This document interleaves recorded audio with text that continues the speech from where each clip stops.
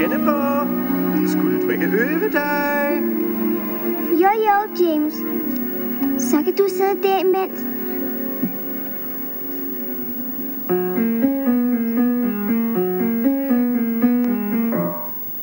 Nå, du vil måske også øve dig, hva'? Du er her, og her skal du blive for evigt, fordi nu er du hos en, du kan lide. Nu skal vi være sammen, vi to.